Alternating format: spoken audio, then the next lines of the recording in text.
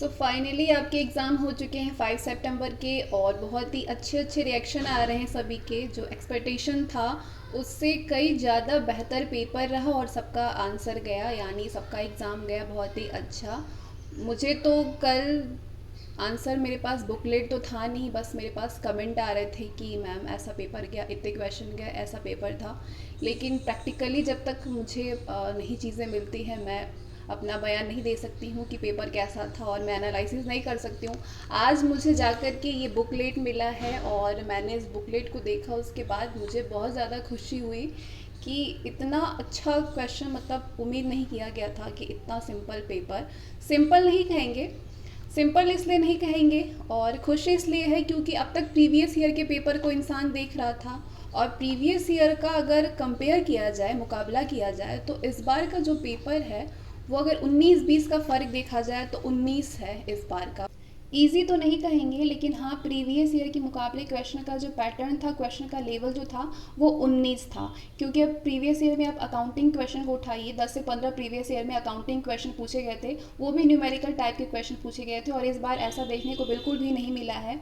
और मैंने देखा अकाउंटिंग क्वेश्चन तो मुझे बहुत ज़्यादा खुशी हुई कि बच्चे बिल्कुल ईजिली इसको आंसर किए होंगे, क्योंकि मैं ईजी से बिल्कुल हाई लेवल का क्वेश्चन की आपकी तैयारी करा दिया था मैंने, ताकि कैसा भी क्वेश्चन मिले आपको, आप तुरंत उसको आंसर करें। और क्वेश्चन देखने के बाद मुझे लग रहा है कि बिल्कुल बेसिक टाइप का ये क्वेश्चन पूछा गया है अकाउंटिंग में, और आप सभी ने इसका आंसर किया होगा, और इस बात से मुझे बहुत ज़्यादा खुशी है। स्पेशल में आप सभी ने कुछ भी नहीं छोड़ा होगा, क्योंकि स्पेशल जितना भी इसमें देखने को मिल रहा है, ये सारे स्पेशल मैं करा चुकी हूँ आप सभी के। और जो मैं मोस्ट सेलेक्टिव जो चैप्टर मैंने उठाया था, इंडियन पॉलिटी का, जो मैं घटना चक्र से मैं एमसीक्यूज़ कराई थी, वहाँ से मुझे क्वेश्चन देखने को मिल रहा है, और आप सभी ने उसको आंसर किया होगा। इस बात की मुझे बहुत ज़्यादा खुशी है कि मैंने जो मैक्सिमम जिस पे मैंने फोकस किया था वहाँ से क्वेश्चन पूछे गए हैं, और कुछ कुछ क्वेश्चंस तो ऐसे हैं जिसकी मतलब उम्मीद भी नहीं की जा सकती है कि इतना भी ज़्यादा ईजी हो सकता है। तो और अब एक चीज़ यहाँ पे देख लीजिए कि आपके सिलेबस में मेडिवल हिस्ट्री तो है ही नहीं, लेकिन एक क्वेश्चन मेडिवल हिस्ट्री से भी किया गया है। तो जहाँ तक एनालिसिस की बात हुई पेपर की, और आपको आंसर की देने की बात हुई, तो ये क्वेश्चन का जो बुकलेट है मुझे आज मिला है, और पेपर का जो आंसर बताने के लिए बिल्कुल आंसर प्रमाणित होनी चाहिए, जेन्युइन एंड ऑथेंटिक आंसर बताने के लिए मुझे थोड़ा सा समय लगेगा, क्योंकि बच्चों को भ्रमित करने का कोई मतलब नहीं है।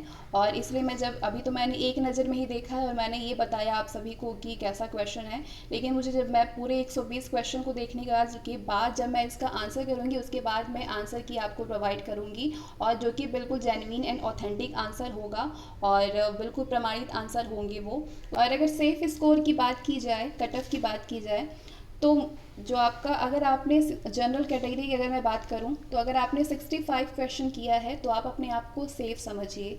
क्यों सेफ समझिए? क्योंकि बच्चों की जो उपस्थिति थी वो 30 से 40%, 30 to 40% बच्चे जो है एग्जामिनेशन में उनकी उपस्थिति देखी गई है। एक तो रीज़न कोविड-19 था, दूसरा रीज़न था कि बच्चों का सेंटर काफ़ी दूर दूर हो गया था, जिसकी वजह से मैक्सिमम बच्चे जो है पेपर नहीं दे पाए हैं।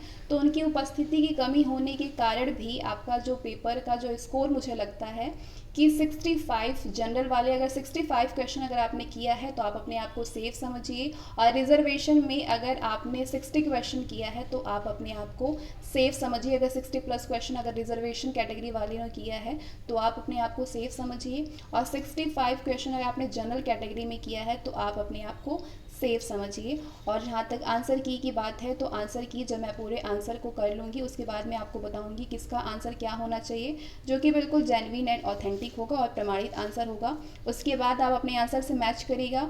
और लेकिन आयोग का जो आंसर की जो आयोग जारी करेगी वो बिल्कुल प्रमाणित आंसर है, तो उनकी आंसर की से आप मैच करके आप अपने नंबर को डिसाइड करिएगा।